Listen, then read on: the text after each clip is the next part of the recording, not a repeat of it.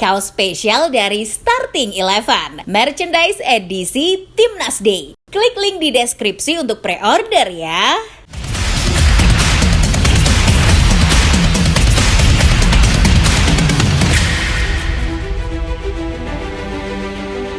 Pernahkah kalian terbakar api cemburu karena masalah asmara? Gedek sih pasti rasanya.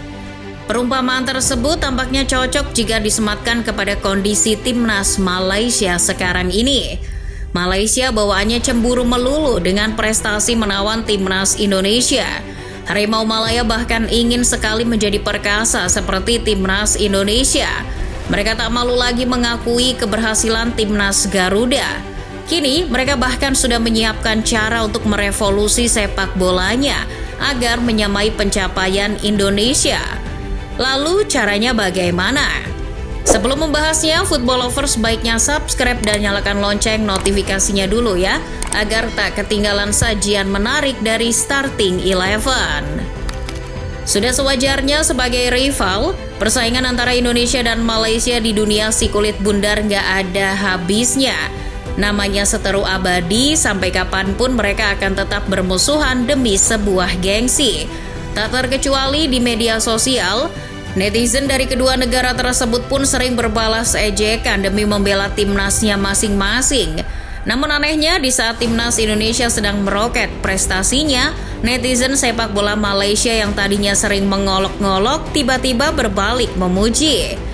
Akun X fans sepak bola Malaysia, One Football My misalnya, ia tak malu memberikan pujian ketika Indonesia menang 2-0 atas Arab Saudi.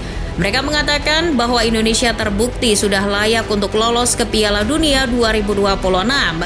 Tak hanya netizen, pengamat sepak bola Malaysia yang juga mantan pelatih Selangor, Zakaria Rahim, mengatakan bahwa Indonesia levelnya sudah Asia, bukan ASEAN lagi.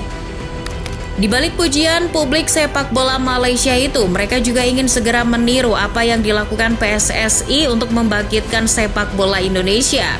Program naturalisasi pemain ala Indonesia disebut akan ditiru oleh Presiden Asosiasi Sepak Bola Malaysia, FAM, Datuk Hamidin. Namun apa yang terjadi? Proses naturalisasi pemain yang dilakukan oleh FAM sempat mengalami kegagalan. Contoh saja Matsdale. Kegagalan itu membuat publik sepak bola negeri jiran makin muak dengan FAM. Orang-orang FAM dianggap tak becus melakukan proses naturalisasi pemain. Tak hanya soal naturalisasi, ketidaklolosan Harimau Malaya ke babak ketiga kualifikasi Piala Dunia 2026 juga membuat fans tambah geram terhadap FAM. Mantan pemain Malaysia, Safi Salih, sampai ikut terjun dan berani frontal mendesak Presiden FAM untuk mundur.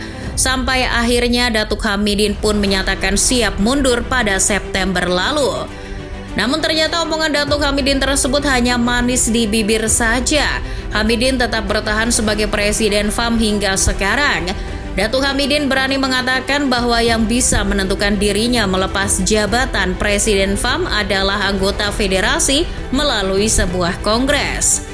Sekjen FAM, Datuk Nur Azman Rahman, juga membela dengan mengatakan bahwa sepak bola Malaysia masih bergerak ke arah yang benar di bawah Hamidin. Menurut Rahman, roadmap sepak bola Malaysia hingga tahun 2030 masih berada pada jalur yang tepat. Azman juga mengatakan bahwa FAM juga mendapat banyak pengakuan keberhasilan dari FIFA. Seperti pada tahun 2023 ketika FAM dianugerahi AFC Pro Level Convention Coaching, yang mana FAM kini dapat menyelenggarakan kursus kepelatihan tingkat pro diploma. Azman juga mengatakan bahwa peringkat FIFA Malaysia di bawah kepemimpinan Hamidin selama ini jauh melesat dari peringkat 178 ke 132. Namun prestasi yang digembar-gemborkan Hamidin nyatanya masih jauh dari harapan. Apalagi prestasi itu tak sebanding atau bahkan ketinggalan dengan prestasi timnas Indonesia. Sang rival sudah melesat jauh ke posisi 125. Selain itu, Indonesia juga bermain hingga babak ketiga kualifikasi Piala Dunia 2026 dan menjadi sorotan dunia. Hal inilah yang belum sanggup ditiru oleh Malaysia. Publik pun mendesak adanya perubahan di tubuh FAM Mereka mendesak agar FAM dipimpin oleh orang yang punya kapabilitas sebagaimana Erick Thohir di PSSI. Ex-pelatih Malaysia, Raja Isa, termasuk yang mengalami hal itu. Menurut Raja Isa, Malaysia harus punya sosok seperti Erick Thohir yang memiliki jaringan internasional dan punya akses yang dekat dengan pemerintah. Tak hanya Raja Isa yang menginginkan sosok seperti Erick Thohir di tubuh FAM, pemilik klub sukses di Malaysia, Tunku Ismail Idris, juga menginginkan sosok seperti Menteri BUMN Indonesia itu. Menurut Ismail, orang-orang di tubuh FAM tidak ada visi, komitmen, serta pengetahuan yang mumpuni. Ismail Idris memberikan contoh Erick Thohir yang dinilainya memiliki banyak kelebihan di dunia sepak bola, mulai dari dana, pengetahuan, relasi, mancanegara, dan passion.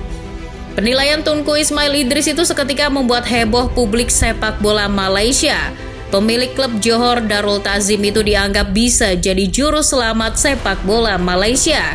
Terlebih, Ismail sukses mengelola JDT sebagai salah satu klub terbaik di Asia Tenggara. Senada dengan publik sepak bola Malaysia, Raja Isa juga beranggapan demikian. Di mata Isa, Tunku Ismail bisa membawa sepak bola negeri jiran ke pentas dunia. Lagi pula, Tunku Ismail juga pernah jadi presiden FAM pada tahun 2017 hingga 2018. Fans sepak bola Malaysia pun kian mendesak agar bos JDT pun kembali menduduki jabatan tersebut, menggeser Baginda Datuk Hamidin. Namun, Ismail menolak bergabung dengan FAM selagi ada Datuk Hamidin dan kroninya. Saya tidak akan bergabung dengan FAM. FAM yang akan bergabung dengan saya. Sebagai tindak lanjut keruhnya sepak bola Malaysia ini, FAM pun akhirnya mencari jalan tengah dengan mengadakan sebuah pertemuan dengan berbagai pihak. FAM pada Desember 2024 mendatang berniat menciptakan fenomena baru berupa proyek restrukturisasi alias revolusi sepak bola. Pertemuan yang akan membahas proyek revolusi sepak bola tersebut akan diselenggarakan pada 15 hingga 18 Desember 2024. Pertemuan tersebut juga akan melibatkan Tunku Ismail bersama perwakilan dari Asosiasi Sepak Bola Negara Bagian. Pertemuan tersebut bertujuan untuk menyelesaikan struktur dan kerangka operasional manajemen baru yang ada di tubuh FAM. Muncul isu juga bahwa pertemuan tersebut mengarah pada perombakan kepemimpinan dalam tubuh FAM. Mantan manajer Timnas Malaysia yang ikut dalam diskusi proyek revolusi tersebut, Datuk Kamarul Arifin Mohsahar, mengatakan bahwa pertemuan Desember itu akan menjadi game changer untuk sepak bola Malaysia. Revolusi sepak bola yang akan dilakukan Malaysia ini kemudian disikapi sinis oleh sejumlah netizen di Indonesia. Banyak tanggapan miring karena Timnas Malaysia hanya bisa meniru cara Timnas Indonesia dalam membangun sepak bola. Bahkan netizen tanah air menganggap Malaysia sebagai bangsa peniru. Emang nggak salah sih? Bagaimanapun proyek revolusi sepak bola Malaysia ini memang berawal dari melihat kesuksesan Timnas Indonesia yang dibangun oleh Erick Thohir. Menurut media Malaysia Harian Metro, jika revolusi sepak bola yang dilakukan tersebut sukses, akan bisa membuat proyek naturalisasi Timnas Malaysia berjalan dengan lancar.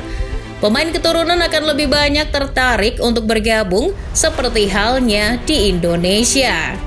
Kita tunggu saja apakah proyek revolusi sepak bola Malaysia ini akan berhasil atau justru akan sama saja.